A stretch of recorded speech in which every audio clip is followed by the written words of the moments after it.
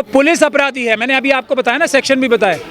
ये वो कानूनी काम कर रहे हैं SC ST एक्ट के तहत। अगर वो उस बच्ची के लिए आंदोलन कर रहे थे तो ये SC ST एक्ट जो पार्लियामेंट ने बनाया है उसने इनकी जिम्मेदारी लगाई है। इनको सरकारी काम करते हुए एक तरीके से SC ST एक्ट के तहत अपनी जिम्मेदारी as social worker, as an NGO निभाते हुए अगर उनके कार्य में कोई बाधा डाल रहा है तो अपराधी वो पुलिस के अधिकारी हैं, ये नहीं है।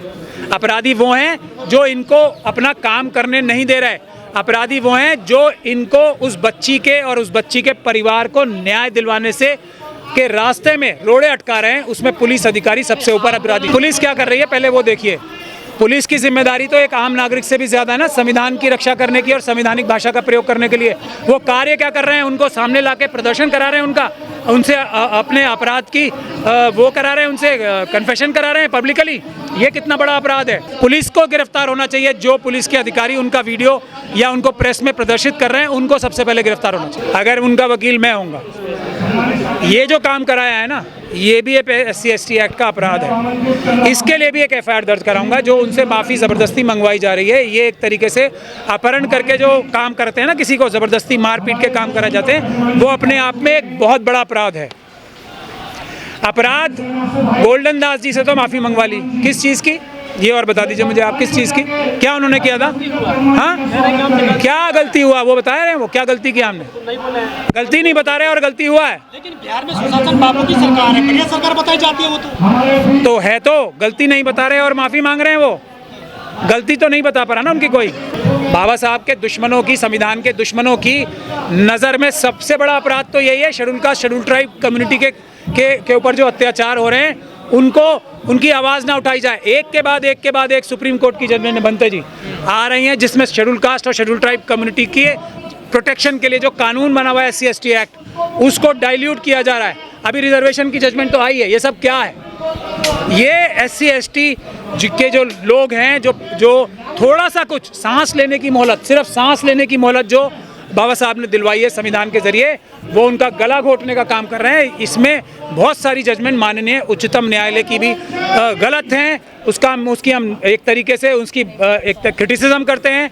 उनके खिलाफ हमें आंदोलन करना चाहिए। अगर ये हालात रहे, हमारे नेता और हमारे बाकी सब जो अग्रणीय लोग हैं, अगर वो एक साथ मिलके एक दूसरे का साथ नहीं देंगे तो यही होगा। क्योंकि उनकी सबसे बड़ी ताकत क्या है? आपका गला काटे और आपको उफ ना करने दें, ना आपको करने दें, ना आपके बिहाफ पे या आपकी मदद करने किसी को आने दें। यही तो मनुवादियों की सबसे बड़ी ताकत है। यही काम हो रहा है गोल्डन दास जी के साथ और यही काम सब लोगों के साथ होता है। आप पत्रकारों को क्यों मारती है पुलिस? क्योंकि आप आवाज़ उठाने का काम कर रहे हो। जो दूसरे बड़े बड़े सो कॉल्ड फ्रॉड पत्रकार अपने आप को बताते हैं, उनको पुलिस देख के सैल्यूट क्यों करती है और आपको मारती क्यों है? आपके ऊपर अत्याचार क्यों करती है? क्योंकि आप पत्रकार हो, वो दलाल है। ये है, लेकिन इसको ठीक करने की जिम्मेदारी है और गोल्डन दास जी जैसे लोग जो हैं वो इसको ठीक करेंगे।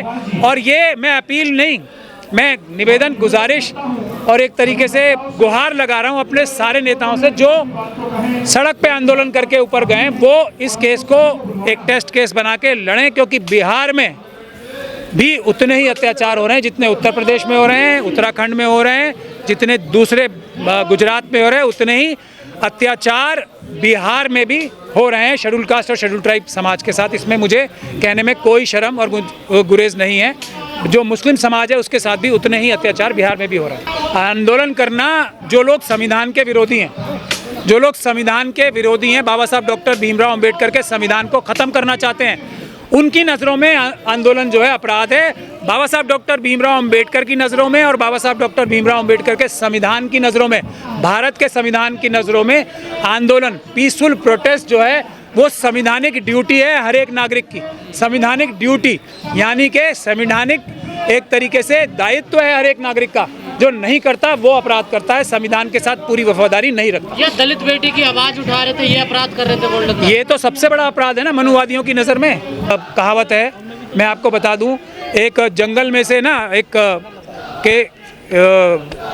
भैंस पकड़ने के लिए एक किसी ने, प्रशासन ने कार्यक्रम शुरू किया, तो हाथी जो है बहुत तेज़ी से भागे जा रहा था। तो उससे पूछा लोगों ने कि भाई तुम क्यों भाग रहे हो? तो भैंस पकड़ने के लिए हो रहा है।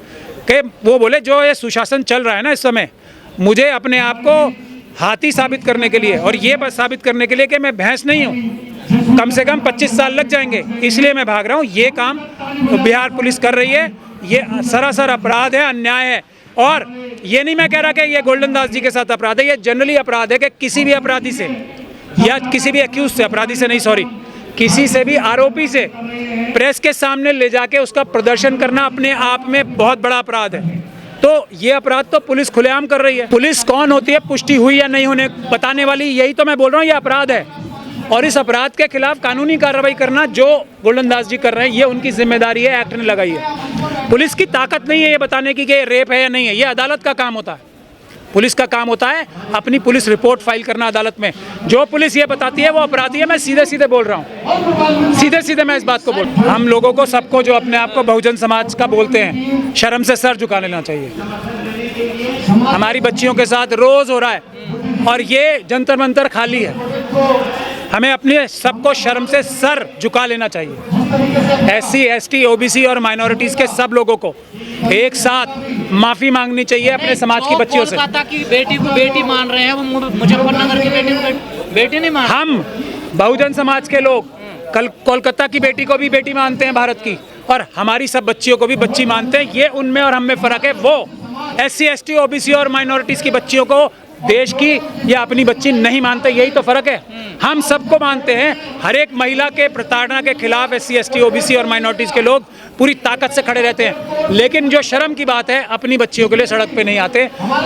निर्भया कांड में भी सबसे ज़्यादा हमारे लोग थे। आज जो ये कोलकाता की बच्ची के साथ हुआ है, उसमें भी सबसे ज़्यादा प्रोटेस्ट हमारे लोग कर रहे हैं। अपनी बच्चियों के लिए कब आएंगे, ये मेरा सवाल है उनसे।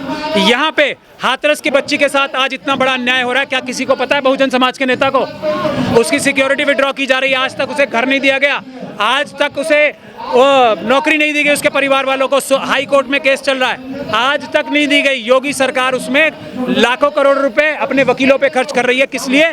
कि कुछ लाख का मकान ना दे दिया जाए उसे। ये हो रहा है हाथरस की बच्ची के साथ। जो ये दिल्ली कैंट की जो बच्ची है, 9 साल की बच्ची, उसके साथ क्या हो रहा है? उसके सुरक्षा विड्रॉ कर ली, उसके परिवार वालों को कोई मदद नहीं मिल रही, उनकी जान को खतरा है, उसकी सुरक्षा विड्रॉ करने की बात की जा रही है। उसी प्रकार से ये हमारी बच्चियों के साथ हो रहा है। तो हम कब सड़क पे आएंगे? अपनी बच्चियों के लिए भी, अपनी बच्चियों के लिए भी हम कब सड़क पे आएंगे, SC, ST और OBC के लोग। ये महत्वपूर्ण बात। पुलिस क्या कर रही है पहले वो देखिए। पुलिस की जिम्मेदारी तो एक आम नागरिक से भी ज्यादा है ना, संविधान की रक्षा करने की और संवैधानिक भाषा का प्रयोग करने के लिए। वो कार्य क्या कर रहे हैं? उनको सामने लाके प्रदर्शन करा रहे हैं, उनसे अपने अपराध की वो करा रहे हैं, उनसे कन्फेशन करा रहे हैं पब्लिकली। ये कितना बड़ा अपराध है। पुलिस को गिरफ्तार होना चाहिए। जो पुलिस के अधिकारी उनका वीडियो या उनको प्रेस में प्रदर्शित कर रहे हैं, उनको सबसे पहले गिरफ्तार होना चाहिए।